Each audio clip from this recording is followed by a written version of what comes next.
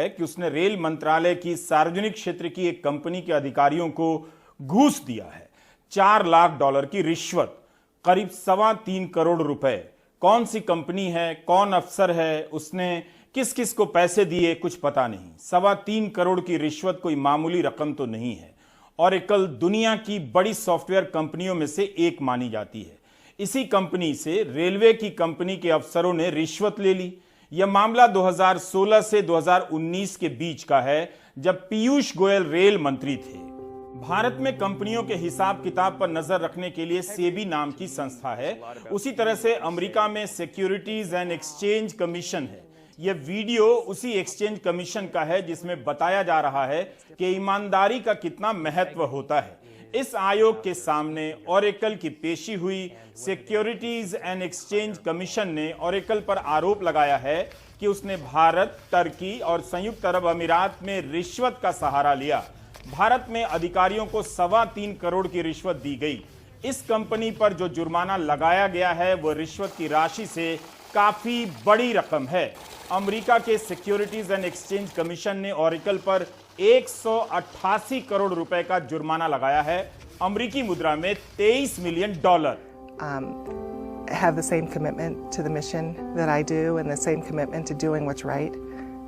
It's sometimes exhausting, but it feels good.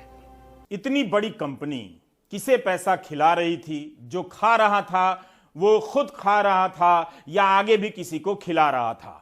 उसने और किस किस से पैसे खाए होंगे? इतने सारे सवाल हैं कि दिमाग से पहले पेट खाली हो जाए। एक जानकारी और है, यह खबर भारत से नहीं आई है, अमेरिका से आई है। जब 27 सितंबर को वहां के आयोग ने फैसला दिया। आज 6 अक्टूबर है। भारत में इस पर चुप्पी साध ली गई है। द वायर ने इस पर पूर्व रेल मंत्री पीयूष गोयल के दफ्तर से और रेल मंत्रालय से प्रतिक्रिया लेने की कोशिश की, मगर कोई जवाब नहीं मिला। ऐसा उन्होंने अपनी रिपोर्ट में लिखा है कि यही बताया गया कि अभी बताने के लिए कुछ भी नहीं है। ऐसी ही एक खबर 2019 में आई। मनी लाइफ में सुचेता दलाल ने यह खबर लिखी है। इस खबर के अनुसार कॉग्निजेंट टेक्नोलॉजी सॉल्यूशंस कॉर्पोरेशन ने भी भारत की एक कंपनी L&T को कथित रूप से पैसे दिए थे काम कराने के लिए। अमेरिका के सिक्योरिटीज एंड एक्सचेंज कमीशन ने कॉग्निजेंट टेक्नोलॉजी सॉल्यूशन कॉर्पोरेशन की यह चोरी पकड़ ली।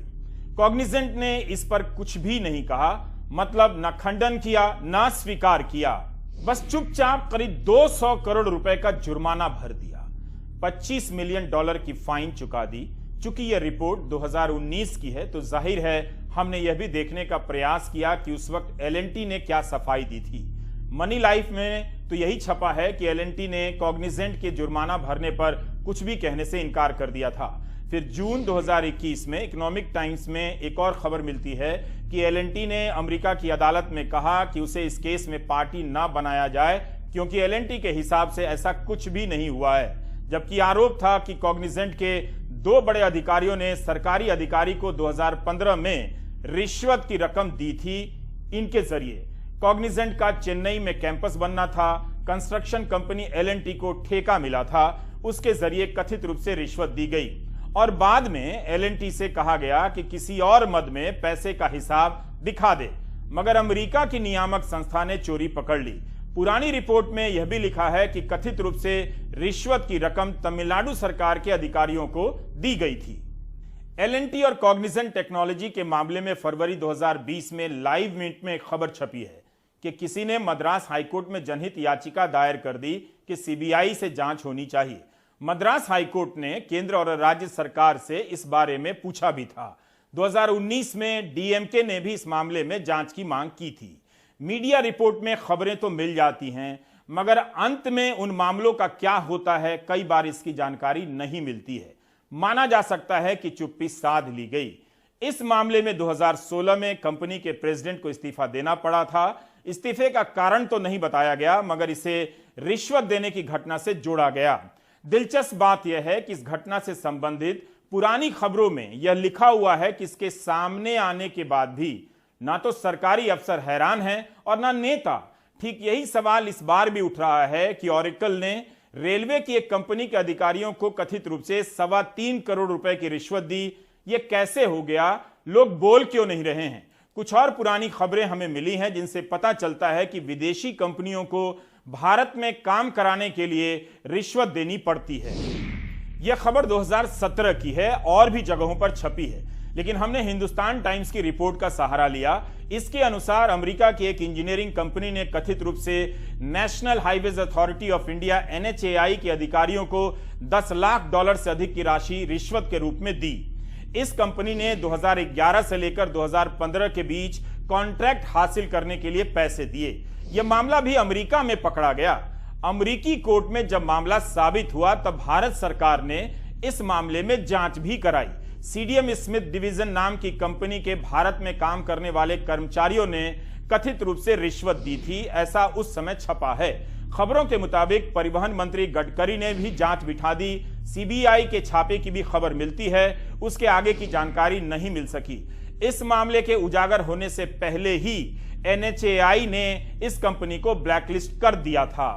अमेरिका में सिस्टम कुछ ऐसा है कि वहां की कंपनी जब रिश्वत देती है तो मामला पकड़ में आ जाता है, फिर उसे जुर्माना भरना पड़ता है। कायदे से भारत में इस तरह का सिस्टम होना चाहिए कि कोई विदेशी या देशी कंपनी से रिश्वत मांगे तो सरकार की एजेंसी उसी वक्त पकड़े। चूंकि मीडिया गोदी मीडिया में बदल चुका है और कॉरपोरेट के भ्रष्टाचार के खिलाफ रिपोर्टिंग की संस्कृति समाप्त हो चुकी है, इसलिए ऐसी खबरें अब नहीं आती हैं। हिमाचल प्रदेश से खबर आई कि प्रधानमंत्री की रैली कवर करने वाले पत्रकारों को चरित्र प्रमाण पत्र देना होगा। हंगामा हो गया तो यह आदेश वापस ले लिया गया। गोदी मीडिया से कोई चरित्र प्रमाण पत्र मांग ले, इससे बुरा क्या हो सकता है। लेकिन आप ऐसे भी देखिए, चरित्र प्रमाण पत्र मांगने वाले अधिकारी ने गोदी मीडिया से पत्रकारिता प्रमाण पत्र नहीं मांगा। अगर पत्रकारिता का प्रमाण पत्र मांग देता तो गोदी मीडिया क्या करता, उसमें कौन सी खबर लिखवा कर ले जाते। चरित्र प्रमाण पत्र तो इस देश में कोई भी अधिकारी जारी कर सकता है जिसके खुद के चरित्र का प्रमाण असंदिग्ध नहीं होता है। लोग शक कर सकते हैं कि इसका अपना चरित्र कैसा है। यह खबर पिछले साल सितंबर की है। Reuters, wall street journal, Hindu business line और मनी कंट्रोल में छपी है। इस खबर के अनुसार अमेरिका की सिक्योरिटीज एंड एक्सचेंज आयोग SEC ने लंदन की विज्ञापन के क्षेत्र की एक बहुत बड़ी कंपनी WPP पर 155 करोड़ रुपए का जुर्माना लगा दिया भारतीय मुद्रा में। अमेरिकी नियामक आयोग ने अपने आदेश में लिखा कि इस कंपनी की एक सहायक कंपनी है जो भारत में काम करती है। उसने सरकारी विज्ञापन हासिल करने के लिए भारत के अधिकारियों को रिश्वत दी है। घूस खिलाने के कारण इस कंपनी का मुनाफा भी बढ़ गया, ऐसा खबरों में लिखा गया है। अब यह खबर भी पिछले साल सितंबर की है। अमेज़न के बारे में आई थी कि अमेज़न ने 2018-19, 19-20 के दौरान लीगल फीस के रूप में कथित रूप से 8,000 करोड़ रुपए से ज्यादा का भुगतान किया। 8,000 करोड़ तो बहुत होता है। सवाल उठने लगा कि यह राशि रिश्वत के रूप में तो नहीं दी गई, लीगल फीस के रूप में इसे क्यों दिखाया गया। कंपनी के वित्तीय हिसाब किताब में यह सब दिखाया गया, ऐसा छपा था। खबरों में कहा गया कि अमेज़न इसकी जांच करा रही है और इसे लेकर वाणिज्य मंत्री पीयूष गोयल को एक पत्र भी लिखा है, अपनी तरफ से सफाई दी गई है। टाइम्स ऑफ इंडिया ने सूत्रों के हवाले से इस खबर के बारे में लिखा था कि अमेज़न ने स्पष्टीकरण दिया है कि 8,500 करोड़ नहीं 52 करोड़ रुपए लीगल फीस के रूप में खर्च हुए। यह खबर भी अलग अलग दावों में उलझकर रह गई। आखिर 8,500 करोड़ की बात कहां से आ गई थी। मूल बात यह है कि रिश्वत देने के इन आरोपों की खबरें जब आती हैं तो 1-2 जगहों पर छपती हैं और गायब हो जाती हैं। रफाल विमान में भी $10 लाख की कथित दलाली का मामला सामने आया था। फ्रांस में जांच होती है, रिश्वत देने के आरोपों की पुष्टि भी होती है, लेकिन भारत में सील बंद लिफाफे में कोर्ट को जानकारी दी जाती है और सारे आरोप खारिज कर दिए जाते हैं। French dare to order what we did not, Kolkata से छपने वाले अंग्रेजी अखबार टेलीग्राफ ने हेडलाइन लगाई 8 जुलाई 2021 के दिन।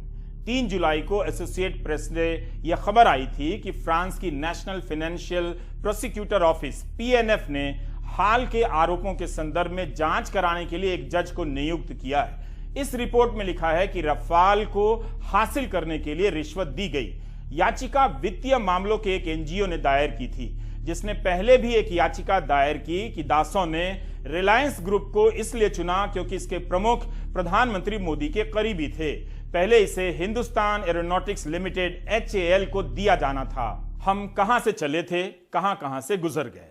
हमारी बात शुरू हुई कि सॉफ्टवेयर की बड़ी कंपनी ऑरिकल ने अपना काम कराने के लिए रेल मंत्रालय की कंपनी के अधिकारियों को 3.25 करोड़ रुपए की रिश्वत दी।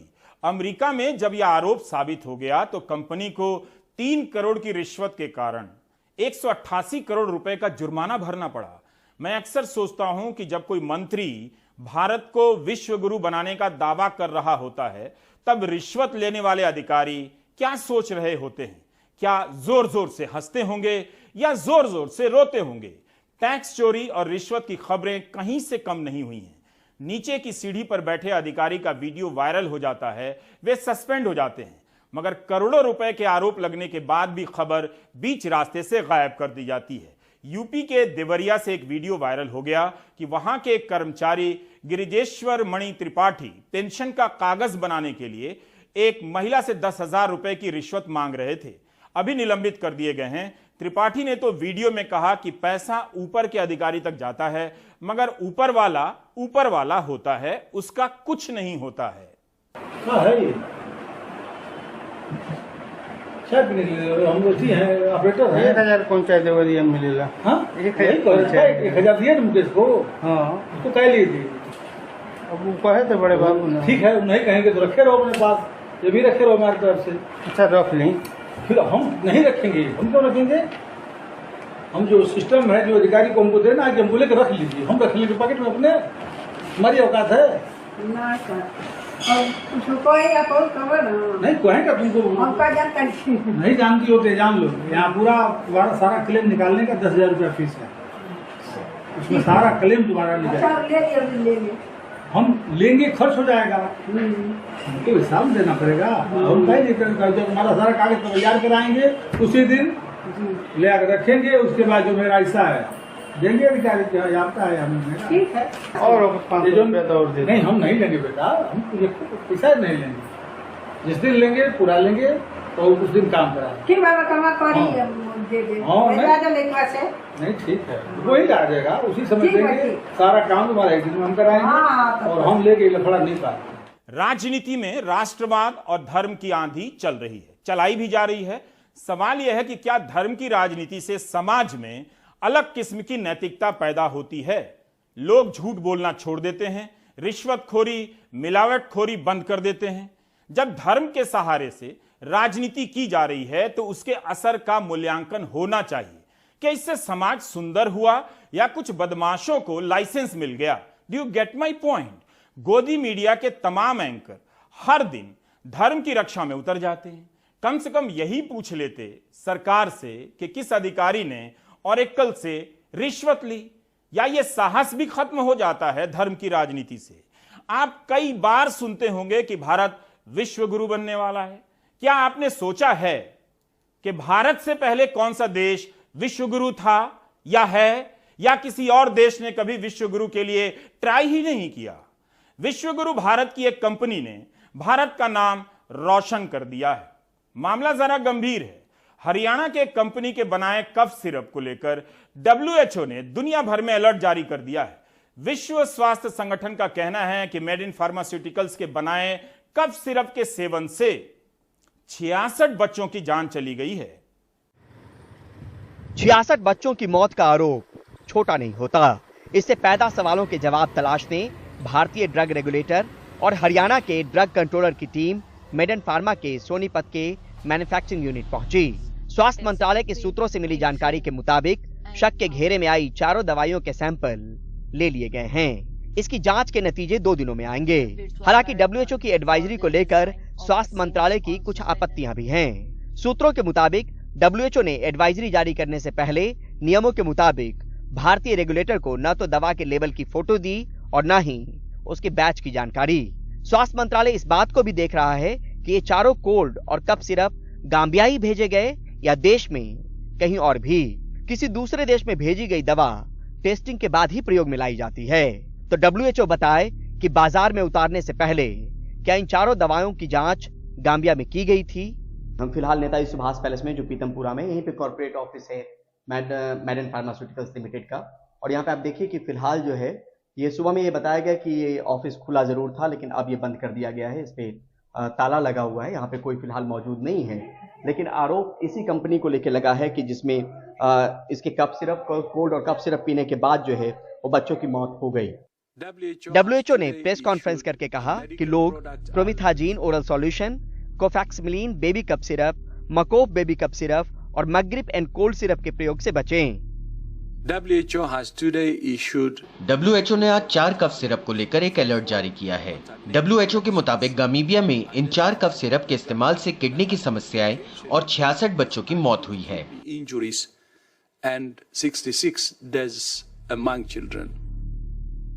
भारत के केमिस्ट और ड्रगिस्ट ऑर्गेनाइजेशन ने मेडन फार्मा के सवालों के घेरे में आए चारों सिरप की भारत में मौजूदगी से इनकार किया है।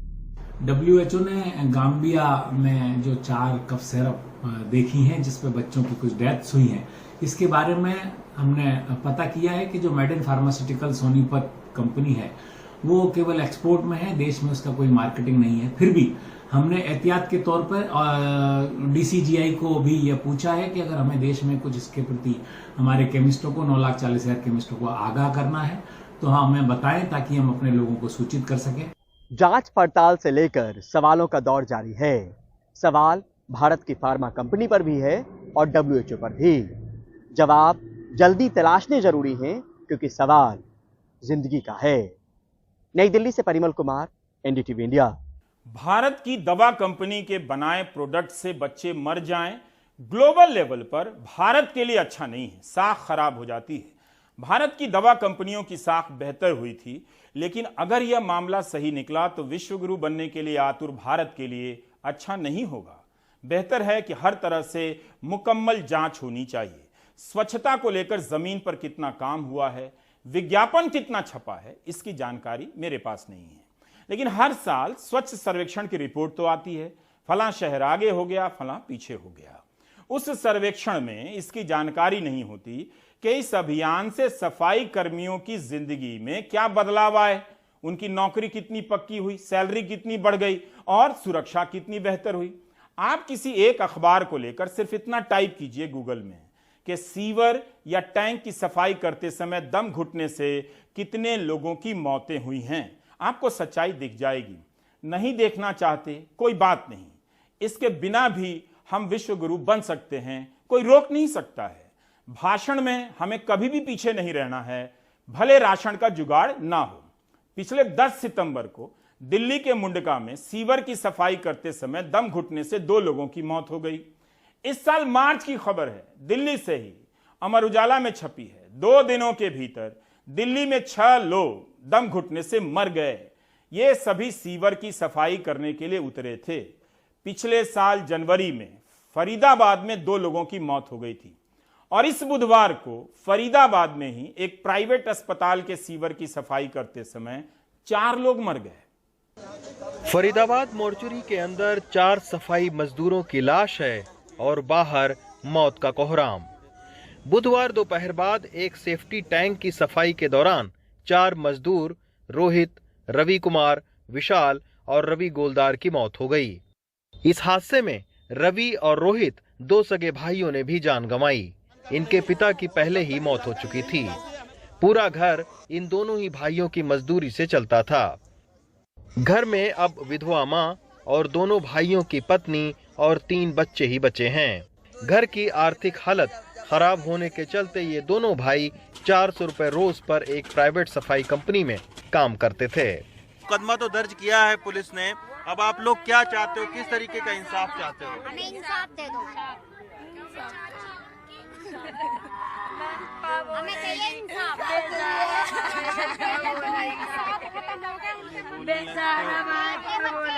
कमाने वाले एक ही तो यही दोनों बच्चे थे? हाँ, 2 ही थे कमाने वाले बच्चे, और नहीं है इनके कमाने वाले।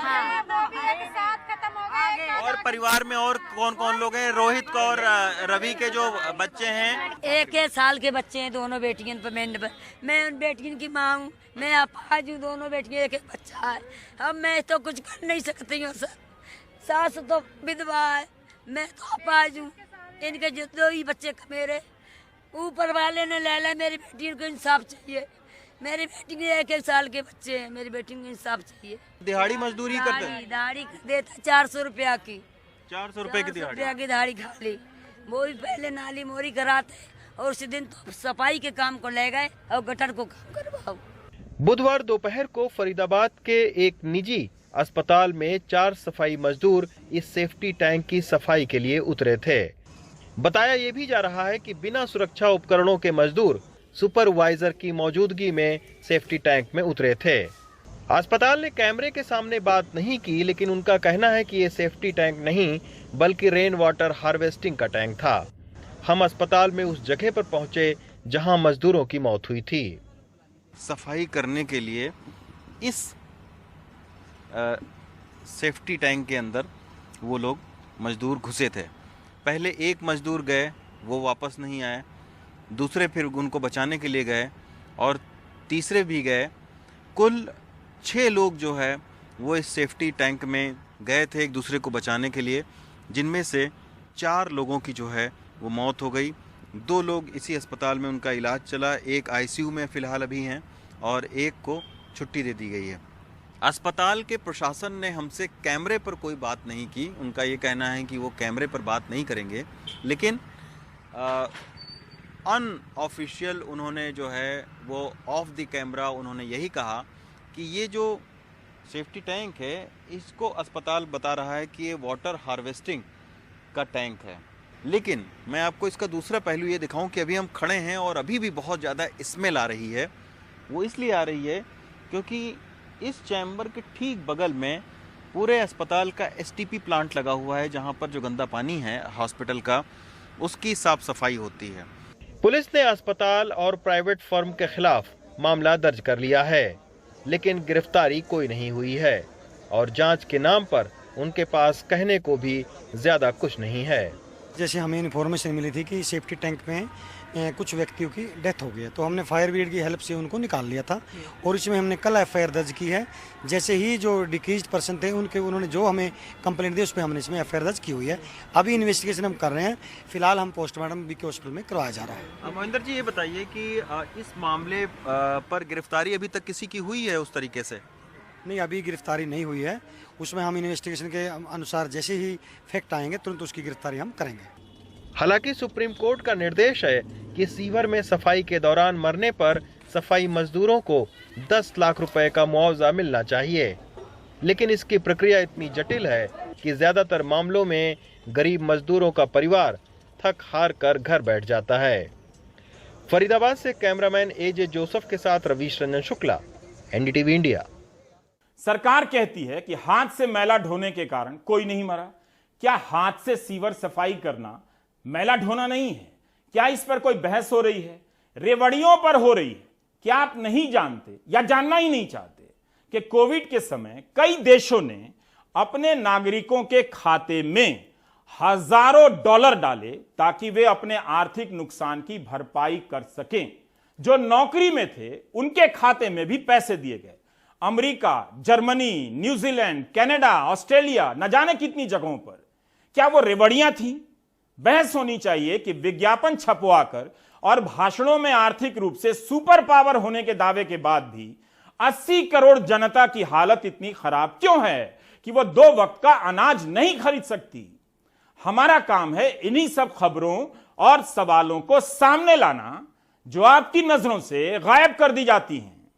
यह scroll.in पर रिपोर्ट छपी है कि 2020 में कोविड महामारी के कारण 5.5 करोड़ से ज्यादा भारतीय गरीबी रेखा के नीचे चले गए। विश्व बैंक ने centre for monitoring Indian economy के सर्वे के आधार पर यह आंकलन पेश किया है। भारत ने 2011 से इस तरह का आधिकारिक डेटा भी प्रकाशित नहीं किया है। 2020 में अंतर्राष्ट्रीय मुद्रा कोष ने कहा कि 2020 में 2.3 करोड़ भारतीय गरीब हो गए कोविड के कारण। विश्व बैंक का मानना है कि जब आंकड़ों को अंतिम रूप दिया जाएगा तब यह संख्या 5.5 करोड़ से भी ज्यादा हो सकती है। महामारी के कारण अकेले भारत में नहीं बल्कि दुनिया भर में गरीबी बढ़ी है। राहुल गांधी के साथ 126 पदयात्री 3,500 किलोमीटर की यात्रा पर निकले हैं। अभी तक इन सभी ने 500 किलोमीटर से अधिक की यात्रा पूरी कर ली है। इन दिनों यह यात्रा कर्नाटक से गुजर रही है। आज सोनिया गांधी भी कुछ देर के लिए भारत जोड़ो यात्रा में शामिल हुई।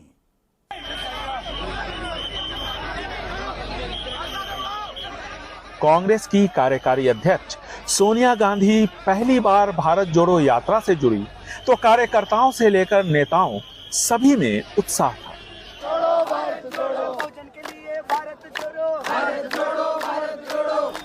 सोनिया गांधी करीब पौन घंटे तक पद यात्रा में शामिल रहीं, लेकिन उनके खराब स्वास्थ्य का हवाला देकर राहुल गांधी उन्हें वापस जाने की कोशिश करते नजर आए, तो बाद में सोनिया गांधी वापस चली गई।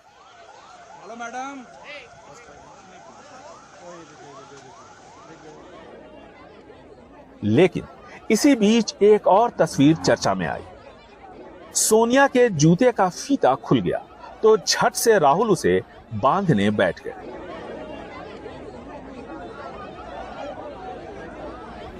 सोनिया गांधी और राहुल से मिलने और उन्हें देखने काफी भीड़ उमड़ी, वो भी मंड्या में, जो कि जेडीएस का गढ़ माना जाता है। राहुल गांधी को देखा, सोनिया गांधी को देखा। राहुल गांधी को देखना सबसे अच्छा लगा, क्योंकि वो हमारे लिए इतना सफर कर रहे हैं, तो हम भी उसके साथ आगे आगे जाना चाहते हैं। यात्रा में भारत जोड़ो में हम भी शामिल होकर बहुत खुशी हुई हमको। एक महिला जो देख नहीं सकती वो फूल लेकर देने आई, लेकिन भीड़ ने उसका हौसला पस्त कर दिया। मिस्टर राहुल गांधी, ये फूल मैं राहुल गांधी के लिए लाई हूँ। भारी भीड़ की वजह से मैं उनसे मिल नहीं पाई, ना ही उन्हें दे पाई। कांग्रेस विधायक सौम्या रेड्डी खुश हैं कि वो सोनिया से मिल पाई। हम सभी महिला विधायक आज आए, आई थिंक सभी आए, उनसे मिलने के लिए, खास कर के लिए आए, क्योंकि वो हमारे लिए तो आदर्श नारी है इंदिरा गांधी जी के बाद, तो हमें बहुत खुशी हो रही है उनसे मिलकर।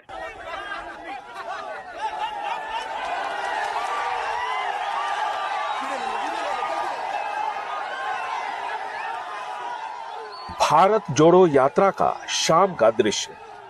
बुजुर्ग सिद्धरामैया का हाथ पकड़ राहुल गांधी दौड़ने लगे। ये कहना मुश्किल है कि राहुल गांधी खुद की फिटनेस दिखाने की कोशिश कर रहे थे या अपनी पार्टी के नेताओं को फिट रहने का संकेत दे रहे थे, लेकिन वेणुगोपाल को 75 साल के सिद्धरामैया पर तरस आया।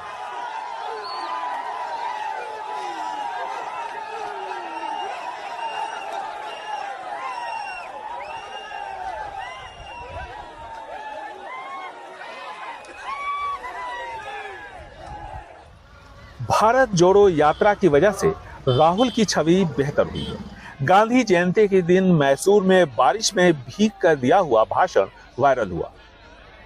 राहुल गांधी कर्नाटक में भारत जोड़ो के साथ जब आए, उन दिनों पे सीएम 40% वाला पोस्टर वायरल था, जिसमें निशाना कर्नाटक की बीजेपी सरकार और मुख्यमंत्री बसवराज बोम्मई पर भ्रष्टाचार को लेकर साधा गया है। राहुल गांधी अपने भाषण में ज्यादातर यही मुद्दा उठाते हैं।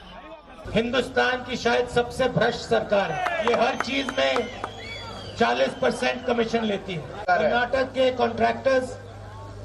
कॉन्ट्रैक्टर्स ने प्रधानमंत्री को चिट्ठी लिखी, कहा कि कर्नाटक में 40% कमीशन का राज चल रहा है, प्रधानमंत्री ने कोई कार्रवाई नहीं की। तो इस यात्रा का लक्ष्य, ये जो मुद्दे हैं, ये पूरे हिंदुस्तान में इन मुद्दों के लिए लड़ना है।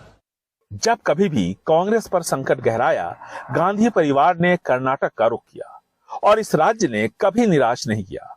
1980 में इंदिरा गांधी को सुरक्षित सीट चिकमंगलुरु में कामयाबी मिली, तो 1999 में सोनिया गांधी ने बेल्लारी का दामन थामा और अब पार्टी के नए अध्यक्ष के तौर पर मल्लिकार्जुन खड़गे का नाम तय माना जा रहा है।